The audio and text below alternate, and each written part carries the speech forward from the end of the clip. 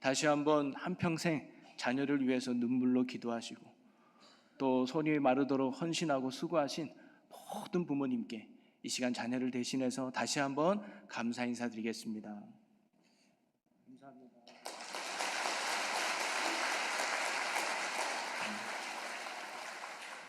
감사합니다. 저는 오늘 봉독한 본문의 말씀을 가지고요, 하나님이 세우시는 행복한 가정이라는 제목으로 오늘 다 같이 함께 말씀의 은혜를 나누고자 합니다.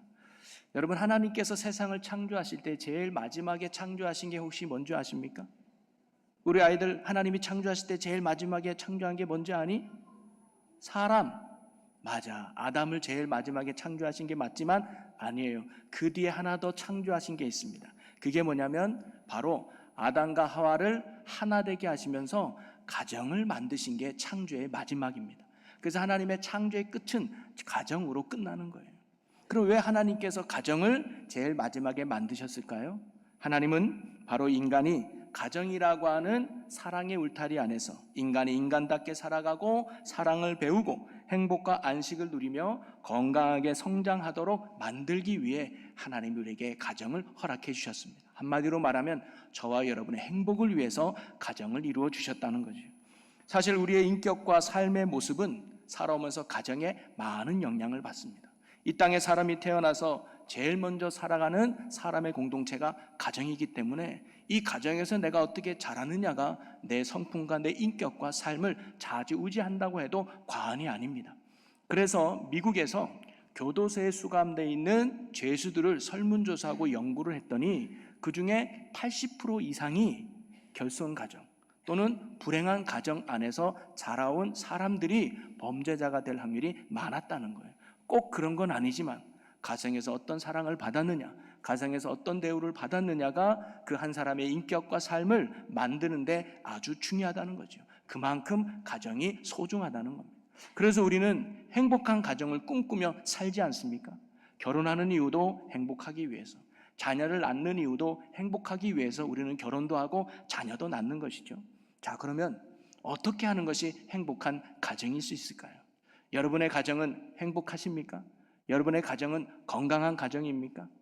저는 오늘 본문 말씀이 바로 행복하고 건강한 가정이 어떤 가정인가를 우리에게 잘 보여주고 가르쳐주고 있다고 생각합니다. 특히 1절은 가정의 아주 중요한 비밀을 우리에게 알려주고 있는데요, 1절을 한번 같이 읽어보겠습니다. 여호와께서 집을 세우지 아니하시면 세우는 자의 수고가 헛되며 여호와께서 성을 지키지 아니하시면 파수꾼에 깨어있음이 헛되도다. 아멘. 여기서 집과 성은 단순한 건물만을 의미하지 않습니다. 바로 우리의 삶의 터전인 가정, 은혜의 공동체를 의미한다고 볼 수 있습니다. 이 시편 127편의 저자를 솔로몬으로 알려져 있습니다. 여러분, 성경의 표제에 보면 솔로몬이 지은 시편을 알고 있는데요, 여러분, 솔로몬은 어떤 사람입니까? 돈과 권력과 또 지혜가 충만한 모든 것을 가졌고 모든 것을 누리는 이스라엘의 최고의 왕이잖아요. 그리고 그는요, 누구보다 건축에 열심이었던 사람이 솔로몬이었어요. 그래서 그가 왕이 되자 7년 동안 성전을 지었고요, 13년 동안 왕궁을 짓는 일에 노력했어요. 그리고는 재임을 마칠 때까지 수많은 건축물을 지었던 게 솔로몬이었는데요, 그러면서 그가 건축을 지으면서 깨달은 게 있었습니다. 그게 뭐냐면 아무리 내가 좋은 재료를 가지고 멋진 집을 짓는다 할지라도 하나님이 지켜주지 않으면 무너진다는 거예요. 그리고 아무리 견고한 성을 지킨다 할지라도 하나님이 지켜주지 않으면 한순간에 무너질 수 있다는 사실을 솔로몬이 깨달은 것입니다. 그래서 솔로몬은 오늘 우리에게 말해주고 있습니다. 돈이 많았던 솔로몬이지만 행복한 인생과 가정은 돈이 만들어주는 게 아니구나. 권력과 힘이 가진 솔로몬이었지만 행복한 가정과 인생은 권력과 출세와 성공이 만들어주는 게 아니었구나. 그리고 많은 지식과 지혜가 솔로몬에게 있었지만 행복한 가정과 인생은 학벌이나 학력이나 지식이 행복한 인생과 가정을 만들어주는 것이 아님을 그가 인생을 통해서 깨달았습니다. 그러면서 오직 하나님이 세워주시고 하나님이 붙들어주시고 하나님이 함께하는 가정과 인생만이 무너지지 않는 건강하고 행복한 가정이 된다는 사실을 그가 깨달음을 오늘 말씀을 통해 고백해주고 알려주고 있는 것이죠. 그러면서 사랑하는 성도 여러분, 여러분의 가정과 삶이 하나님께서 세워주시고 하나님께서 붙들어 주시는 행복하고 건강한 가정과 건강한 인생이 되시기를 주님의 이름으로 간절히 축원합니다. 그러면 하나님이 세우시는 가정은 어떤 가정일까요? 저는 오늘 본문에서 세 가지를 찾아서 여러분과 함께 나누려고 하는데요. 그 첫째, 하나님이 세우시는 가정은 어떤 가정이냐? 바로 하나님을 의지하는 가정이 하나님이 세우시는 가정입니다. 여러분, 노아가 배기심에 거쳐서 방주를 만들잖아요. 그리고 방주를 다 만들고 그 방주 안에다가 모든 동물들을 들여놓고 노아와 그 가족들도 그 방주 안에 다 들어갔습니다. 자, 그런데 마지막 남은 숙제가 있어요. 뭐냐? 문을 닫아야 돼요. 근데 이 마지막에 문을 닫은 게 혹시 누군지 아십니까? 바로 하나님이 닫으셨다고 나옵니다. 창세기 7장 16절 말씀을 한번 보면요, 들어간 것들은 모든 것의 암수라 하나님이 그에게 명령하신 대로 들어가매 여호와께서 그를 들여보내고 문을 닫으시니라. 여러분, 아무리 노아가 방주를 튼튼하게 지었다 하더라도, 그리고 그 방주 안에 모든 동물들이 안전하게 들어갔다 할지라도 문을 닫지 않으면 도루묵이에요. 아무 소용이 없죠. 비가 오고 홍수가 나면 그 방주 안에 물이 다 들어가고 말 것입니다. 그런데 마지막에 성경이 말하기를 그 문이 누가 닫으셨느냐? 여호와께서 문을 닫으셨다는 거예요.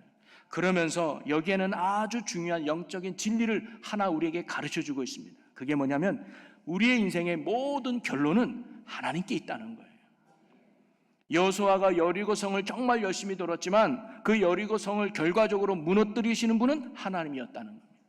다윗이 열심히 힘껏 돌을 골리앗을 향해 던졌지만 결국 골리앗을 쓰러뜨리신 분은 하나님이셨다는 거예요. 여러분, 건강도 내가 아무리 운동을 하고 좋은 것을 먹었다 할지라도 하나님이 내 건강 지켜주셔야 되는 거예요. 아무리 축복도 내가 노력하고 열심히 힘쓰고 살았다 할지라도 하나님이 축복의 문을 열어주셔야 복이 내게 임하는 것입니다. 여러분, 우리의 가정도 마찬가지입니다. 아무리 부모가 힘쓰고 아무리 자녀들이 노력한다 할지라도 하나님이 세워주지 않으면, 하나님이 붙들어주지 않으면 참된 행복을 누릴 수 없는 게 우리의 가정이라는 것입니다. 그래서 오늘 솔로몬은 말하고 있는 거예요. 하나님이 세워주지 않으면 안 됩니다 라는 이 고백 속에는 동시에 그러므로 나는 하나님만을 의지합니다, 그러기에 나는 하나님만을 붙듭니다라는 신앙 고백이 동시에 포함된 게 바로 오늘 고백의 내용인 것이죠. 여러분, 이처럼 하나님이 세워주시는 가정, 하나님이 붙드시는 가정은 다름이 아니라 하나님을 의지하는 가정입니다. 부모는 자녀를 키우면서 하나님이 내 자녀 지켜주지 않으면 안 됩니다라고 믿음으로 키우는 부모가 있는 가정, 자녀는 하나님께서 내 삶을 인도해 주지 않으면 안 됩니다라는 믿음으로 살아가는 자녀가 있는 가정, 그래서 늘 가정의 중심에 하나님을 모시고 그리고 하나님께 예배하고 기도하며 살아가는 그 가정, 바로 믿음의 가정을 하나님께서 오늘도 붙드시고 하나님께서 오늘도 세워가 주시는 줄로 믿습니다. 예수님께서도 마태복음 7장에 보면 집을 짓는 두 사람의 비유를 말씀하셨는데요, 한 사람은 모래 위에 집을 짓고 한 사람은 반석 위에 집을 짓습니다. 모래 위에 집을 지은 사람은 빨리 쉽게 지었을지는 모릅니다. 그런데 비가 오고 홍수가 나면 기초가 없다 보니까 쉽게 그 집이 무너져 버려요. 그런데 반석 위에 집을 지으는 사람은 쉽지 않게 집을 지었을 겁니다. 그런데 아무리 비가 와도 아무리 비바람이 몰아쳐도 절대 무너지지 않는다는 거예요. 그러면서 예수님은 우리가 반석 위에 집을 짓는 지혜로운 자가 될 것을 예수님이 말씀하셨죠. 여러분, 예수님이 우리의 가정에, 우리의 인생에 흔들림 없는 반석이 되심을 여러분 굳게 믿으시기를 바랍니다. 우리가 예수님을 의지하고 그분을 붙들고 그분을 따르는 믿음의 가정이 된다면 어떤 인생의 비바람과 고난이 내 인생과 우리 가정에 몰아친다 할지라도 결코 무너지지 않고 흔들리지 않는 견고하고 건강하고 행복한 가정으로 세워지게 될 줄로 믿습니다. 여러분, 개그맨 중에 김효진이라는 분이 계십니다. 여러분 아실지 모르겠는데 사진 김효진이라는 개그맨이 계시는데 이분이 어느 예배 와서 간증하는 걸 제가 들은 적이 있는데요, 이분이 2009년도인가요? 결혼을 했습니다. 그런데 남편이 사업을 망해가지고 굉장히 스트레스를 받아서 계속 술을 많이 먹었다 그래요. 그러면 술에 떡이 돼서 포금하고 들어오면 그 스트레스 분노를 누구한테 푸느냐? 아내한테 푸는 거예요. 욕도 할 수 있겠죠. 폭력을 하기도 했죠. 그렇게 하루 이틀 지나니까 이 김효진이라는 이분이 너무 힘든 거예요. 그래서 매일같이 하나님 가서 하나님 나 이러면 남편과 못 삽니다. 나 이러면 도저히 힘들어서 못합니다. 하나님 나 너무 힘들어요. 나 이제 이혼할까 봐요. 이런 말까지 하나님께 기도했는데 하나님이 어느 순간 자기에게 이런 마음을 주대요. 얘야 사랑이 뭔지 아니? 물어봐요. 사랑요? 그래 사랑은 오래 참는 거란다. 사랑은 시기와 질투하지 않는 거란다. 사랑은 인내하고 견디고 끝까지 참는 게 사랑이란다. 나는 지금도 내 남편을 그렇게 사랑하고 있단다. 이런 마음을 주는 거예요. 그러면서 하나님이 나를 그렇게 사랑하고 계셨었구나. 내가 하나님을 모른다고 했을 때, 내가 하나님을 떠난다고 했을 때 그래도 하나님은 나를 버리지 않고, 그래도 하나님은 나를 떠나지 않고 끝까지 사랑의 손을 내밀어 주신 분이 바로 주님이셨고, 그분의 사랑 때문에 내가 지금 이렇게 살고 있는데 내 남편도 하나님이 그렇게 사랑하고 있구나라는 마음이 드니까 남편의 미움이 가시고 불쌍히 여기는 마음이 드는 거예요. 그러면서 전에는 남편 생각만 하면 화가 났는데 이제는 남편 생각만 하니까 기도가 나오는 거예요. 하나님 저 남편 술 끊게 해주세요. 하나님 저 남편 욕 끊게 해주세요. 하나님 저 남편 편하게 해주세요. 늘 남편을 볼 때마다 그런 기도가 나옵니다. 잠잘 때는 잠자는 남편을 보면서, 술 먹고 오는 남편을 보면서, 출근하는 뒷모습을 보면서 그런 기도를 하는 거예요. 그런데 그분이 고백하기를, 그런데 어느 순간 남편이 술을 적게 먹기 시작하고, 그리고 어느 순간 남편이 술을 끊기 시작하고, 어느 순간 남편이 성경을 읽기 시작하더라는 거예요. 그리고는 어느 순간 방에서 성경 읽던 남편이 통곡하는 소리가 들리더래요. 눈물을 흘리면서 하나님 제가 잘못했어요. 하나님 제가 죄인이 하면서 막 방에서 혼자 통곡하며 눈물 흘리며 기도하는 모습을 보는 거예요. 하나님께서 회개하신 거죠. 그리고 남편이 회복되고 그 가정이 변화됐어요. 그리고 여러분 알지만 그 남편이 지금 목사입니다. 그리고 이분은 지금 사모로 사역하고 있어요. 여러분 예수 그리스도를 반석으로 삼고 주님을 의지하고 떠나지 않으면 물론 인생에 비바람이 올 수 있습니다. 인생에 풍랑이 올 수 있습니다. 그럴 때 세상은 네, 나 떨어지고 헤어지지만 하나님이 세우시는 가정은 회복시켜 주실 것입니다. 그리고 견고하게 다시 행복한 가정으로 하나님이 만들어 줄 줄로 믿습니다. 그러니 여러분 우리 모두가 예수 그리스도를 인생의 반석으로 삼고 오직 주님만을 섬기며 따르는 믿음의 가정, 믿음의 성도가 될 수 있기를 주님의 이름으로 간절히 축원합니다.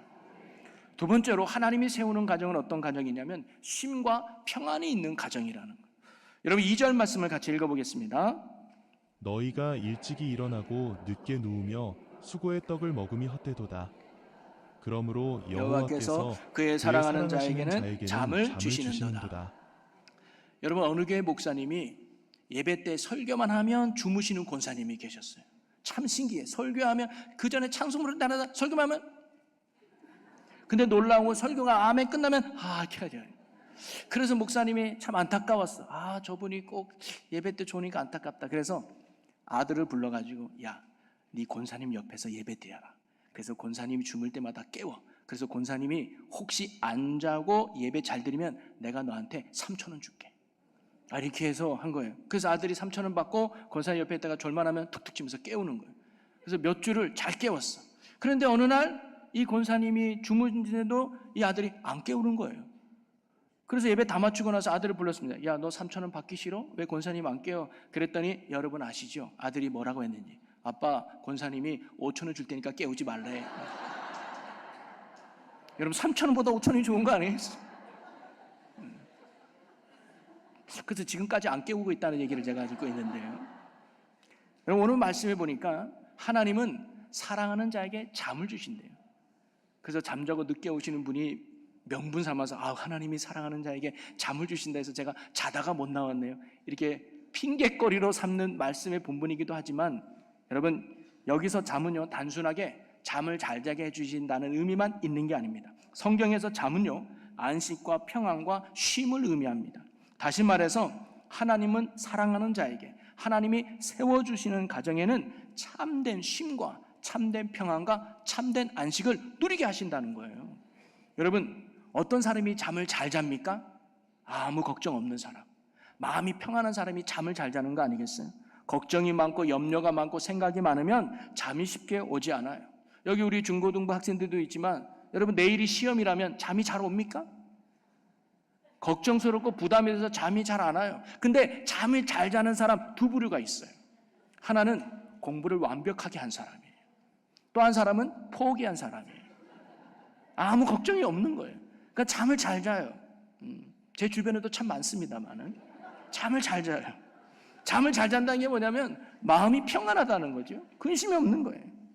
여러분, 바로 하나님이 붙드시고 세우시는 가정, 그리고 하나님을 의지하는 가정은 하나님이 주시는 평안이 있고 쉼이 있고 안식이 있는 줄로 믿으시기를 바랍니다. 여러분, 그렇다고 하나님이 세우시는 가정에는 아무런 문제와 어려움이 하나도 없다는 말이 결코 아닙니다. 문제가 있어도, 어려움이 있어도, 아픔이 내게 찾아와도 근심하거나 걱정하거나 두려워하지 않는다는 거예요. 쉽게 무너지지 않는다는 겁니다. 왜냐? 오늘도 나를 도우시는 하나님을 신뢰하고 있기 때문이죠. 그래서 하나님을 의지하는 가정에는 하나님이 주시는 평강이 있습니다. 여러분, 우리 어린 아이들을 보세요. 밤에 잘 때 얼마나 평안하게 잡니까? 그 자는 이유가 뭐냐면 엄마 아빠가 곁에 있기 때문이에요. 부모가 가까이 있다는 사실만으로 아이는 안심하며 편하게 지내게 됩니다. 여러분, 우리도 마찬가지입니다. 하나님이 나와 함께 하신다는 그 굳건한 믿음이 있을 때 우리 안에 평안이 찾아오는 거예요. 그래서 스펄전 목사님이 이런 말을 했습니다. 믿음은 우리를 침대에 눕게 하지만 염려는 우리를 밤새 깨어있게 만든다라고 했어요. 여러분, 요즘 현대인들은 불면증이 참으로 많다고 합니다. 잠을 쉽게 못 잔다는 거예요. 그 이유가 어디 있을까? 결론은 마음이 평안하지 못하기 때문이 아닐까요? 그래서 어떤 목사님은 현대인들은 끊임없이 자신을 증명해야 한다는 압박 속에서 살아가기 때문에 평안을 잃어버렸다라고 말합니다.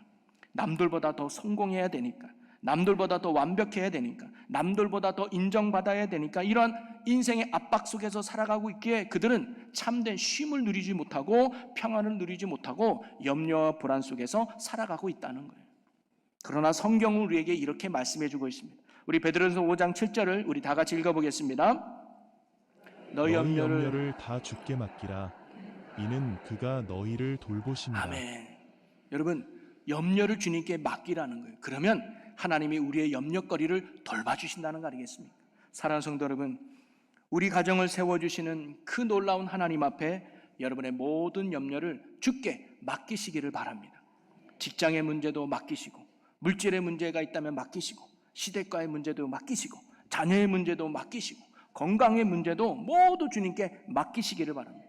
우리가 주님을 신뢰하고 그분께 맡길 때 그때 하나님은 오히려 일하시고 우리 안에 참된 평안과 쉼을 누리게 해 주실 줄로 믿습니다. 그래서 예수님도 우리에게 이렇게 말씀하셨어요. 마태복음 11장 28절에 수고하고 무거운 짐진 자들아 다 내게로 오라. 내가 너희를 쉬게 하리라. 아멘. 여러분, 우리의 가정을 세워주시는 하나님 앞에 내 인생의 어떤 무거운 짐이라도 그것을 주님께 맡겨드리는 여러분이 되시기를 주님의 이름으로 간절히 소망합니다. 그래서 주님이 주시는 참된 쉼과 안식 그리고 평안을 누리는 행복하고 건강한 가정이 여기 있는 여러분 모든 가정이 되시기를 주님의 이름으로 간절히 축원합니다. 세 번째로 하나님이 세우시는 가정은 어떤 가정이냐? 바로 미래의 소망과 축복이 있는 가정이에요. 여러분 3절은 이렇게 기록해주고 있어요. 우리 3절을 같이 읽어봅니다. 자식은 여호와의 주신 기업이요 태의 열매는 그의 상급이로다. 아멘. 여러분, 요즘 많은 젊은 사람들은 자녀를 키우는 것을 무척 부담스럽게 생각합니다. 경제적인 문제, 교육의 문제, 또 미래에 대한 염려로 아이 낳기를 참으로 두려워하죠. 근데 오늘 본문의 하나님은 자녀에 대해서 뭐라고 말씀하시느냐? 자녀는 하나님이 주신 기업이래요. 그리고 하나님의 상급이라고 이야기해주고 있습니다. 여기서 기업이라는 말의 의미는 뭐냐면 유산, 소유, 맡겨진 거라는 거예요. 지금 하나님의 것인데 우리에게 준 게 기업이라는 거예요. 그런 의미를 갖고 있습니다. 그래서 다시 말해서 자녀는 내가 우연히 낳고 내 마음대로 할 수 있는 내 소유가 결코 아니라 하나님의 뜻에 따라서 내게 보내주시고 내게 맡겨주신 놀라운 귀한 선물이자 축복이라는 사실입니다. 여러분, 하나님께서 우리에게 선물을 주신 이유가 뭘까요? 여러분이 사람들에게 선물을 주잖아요. 선물을 주는 이유가 뭘까요? 그 사람의 행복을 위해서 주는 거잖아요. 하나님이 우리에게 선물을 주는 것도 우리의 복되고 행복한 삶을 위해서 주시는 겁니다.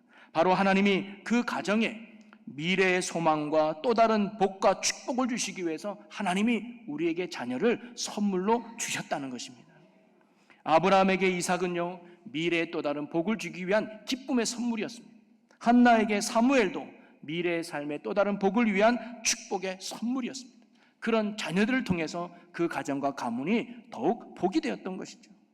여러분, 오늘 여러분의 가정에 보내주신 그 자녀들도 하나님께서 여러분의 가정과 가문에 미래의 소망과 복을 주시기 위해 보내주신 축복의 선물임을 믿으시기를 바랍니다. 지금은 좀 키우기 힘든 분 계실지 모르겠지만 그 자녀를 통해서 주실 은혜와 축복을 기대하면서 믿음 안에서 사랑으로 인내함을 키우는 모든 부모 여러분이 되시기를 주님의 이름으로 간절히 축원합니다. 그리고 자녀된 여러분도 하나님께서 여러분의 복된 삶을 위해서 지금 부모 밑으로 보내주셨다는 믿음을 가져야 됩니다. 그래서 종교개혁자 루터는요, 부모를 하나님의 대리인이라고 했습니다. 눈에 보이지 않는 하나님을 대신해서 우리에게 보내주신 사랑의 하나님이 바로 부모라는 것이죠. 바로 부모와 자녀는 이러한 믿음 위에 세워질 때 그 가정이 행복한 가정으로 세워지게 될 줄로 믿습니다. 또한 4절 5절을 보면 자녀를 또 다른 모습으로 설명해 주고 있습니다. 우리 4절 5절 함께 읽어봅니다. 젊은 자의 자식은 장사의 수중의 화살 같으니 이것이 그의 화살통에 가득한 자는 복되도다 라고 기록합니다. 여러분, 과거의 화살은요, 생명을 지키는 아주 중요한 무기였습니다. 그래서 화살이 많다는 것은 그만큼 강한 힘을 가지고 내 자신을 보호할 수 있다는 의미를 말하는 것이죠. 그래서 성경이 자녀를 화살에 비유한 이유가 무엇이냐? 바로 하나님이 세우시는 가정의 자녀들이 세상 속에서 생명을 살리고 믿음을 지켜가며 선한 영향력을 나타내는 축복의 통로가 된다는 뜻이에요. 저는 여러분의 가정이 세상 속에서 많은 사람들에게 인정받고 선한 영향력을 끼치는 축복의 가정이 되기를 주님의 이름으로 간절히 소망합니다. 그래서 세상 사람들이 여러분의 가정과 삶을 보고 오히려 은혜를 받고 복을 받고 그리스도께로 인도되어지는 축복의 가정이 되기를 주님의 이름으로 간절히 소망합니다. 아버지와 어머니는 직장에서 사회에서 믿음의 선한 영향력을 나타내고 우리 자녀들은 학교와 세상 속에서 선한 영향력과 복음의 향기를 드러내는 축복의 통로가 여러분 모두가 될 수 있기를 주님의 이름으로 간절히 소망합니다.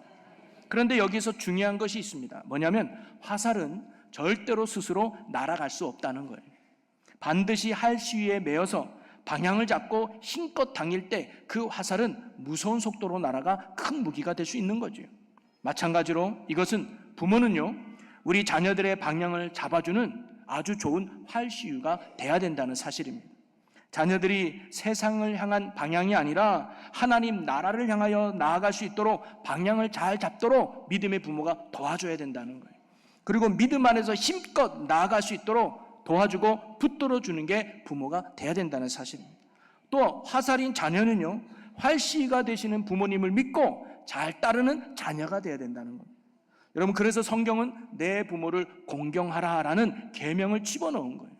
왜 하나님은 부모를 사랑하라라고 말하지 않고 공경하라고 말했을까요? 사랑과 공경의 핵심의 가치가 다르기 때문입니다. 사랑의 핵심의 가치는 희생과 헌신입니다. 그래서 부모는 자녀를 사랑하는 거죠. 근데 자녀는 부모를 사랑하는 게 아니라 공경하라고 했습니다. 공경의 핵심의 가치는 뭐냐면 존중이 여기고 순종하는 겁니다. 그게 공경의 핵심이에요.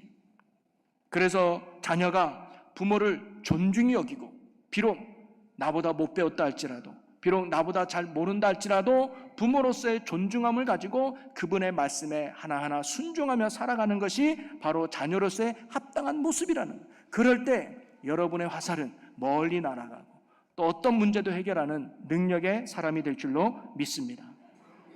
이처럼 하나님이 세우시는 가정은요, 부모와 자녀가 믿음 안에 연합하여 함께 믿음의 방향을 세워가고 복음의 사명을 위해서 힘차게 나아가는 것이 바로 하나님이 세워주시는 가정인 줄로 믿습니다.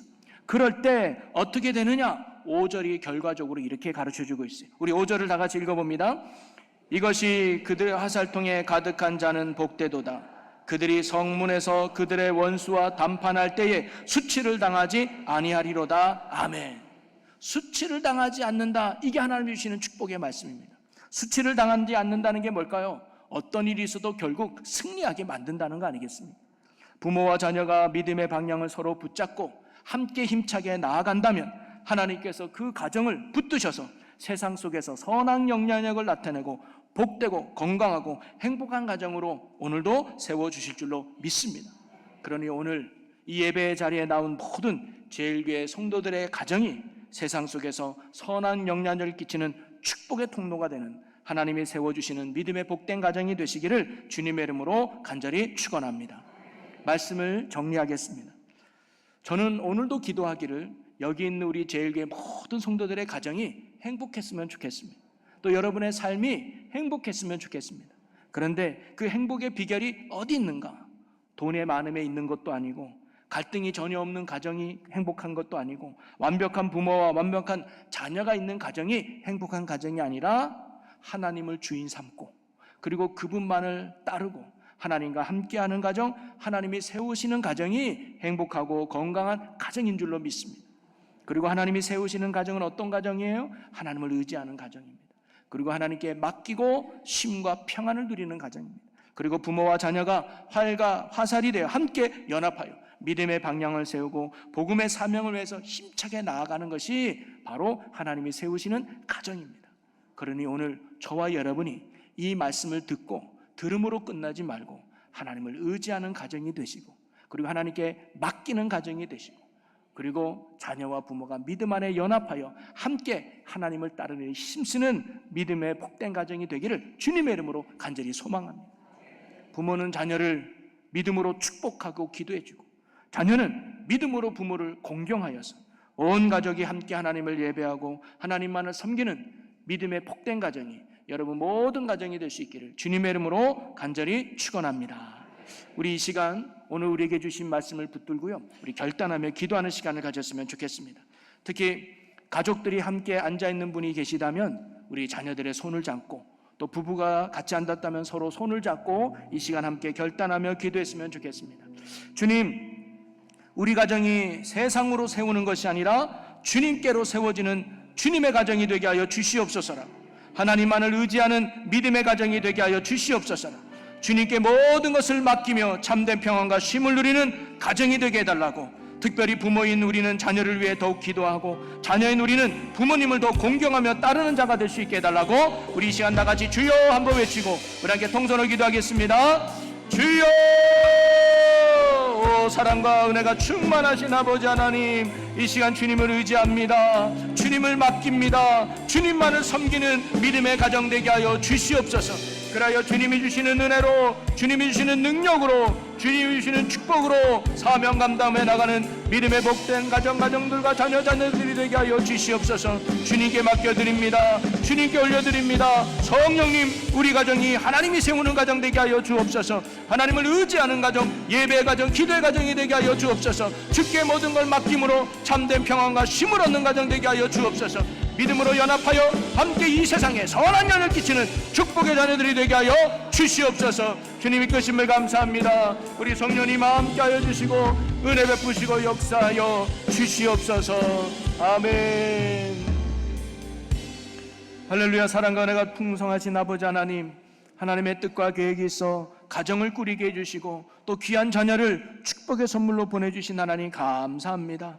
하나님의 뜻을 깨닫고 여기 있는 우리 모든 성도들의 가정이 주 예수 그리스도 안에서 행복한 가정, 믿음의 가정 되게 하여 주시옵소서. 날마다 하나님만을 의지하며 예배와 기도가 있는 가정들이 되게 하여 주시옵소서. 어떤 인생의 문제와 어려움을 만나도 주님께 맡기는 가정 되게 하여 주시옵소서. 그래야 참된 쉼과 평안을 누리는 천국 가정 되게 하여 주시옵소서. 무엇보다 부모와 자녀가 믿음 안에 하나가 되어 하나님 앞에 힘차게 나아가 세상에 선한 영향을 끼치며 복음의 향기를 드러내는 축복의 가정이 되게 하여 주시옵소서. 감사 영광을 주께 돌리며 예수님의 이름으로 기도하옵나이다. 아멘.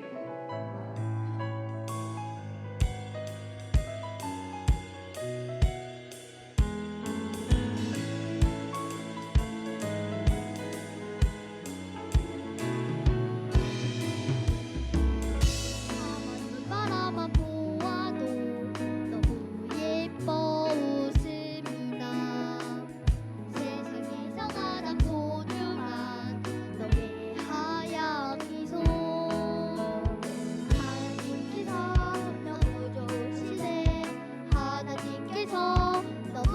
싶으시네. 나의 손을 잡고 너의 손을 잡고 함께 걷고 싶으시네. 너는 꽃이야 쌀이야 너만 잡아잡 빛나는 별이야. 너는 꽃이야 쌀이야 매일매일 예쁠 거야.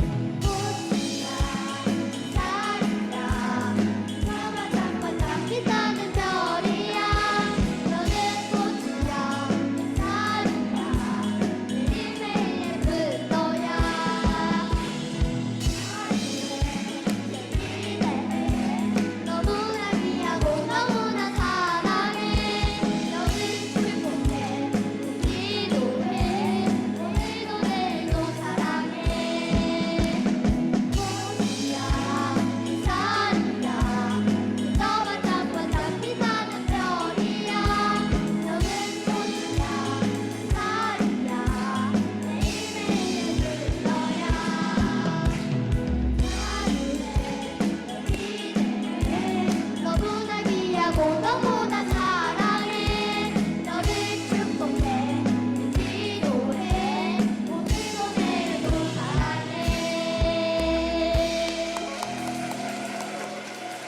우리 저기 교학교 애들 다 모이세요. 우리 기념사진 하나 찍어준대요. 자, 안 온 친구들 다 와요. 네, 좀 더 안으로 보여요. 그래 제가 얼굴이 작게 보여요. 네. 자, 우리 하트, 우리 부모님 사랑하는 거 축복합니다. 하트. 네, 감사합니다. 우리 다시 한번 이 아이들을 위해서 여러분 큰 축복의 박수 부탁드리겠습니다. 감사해요. 우리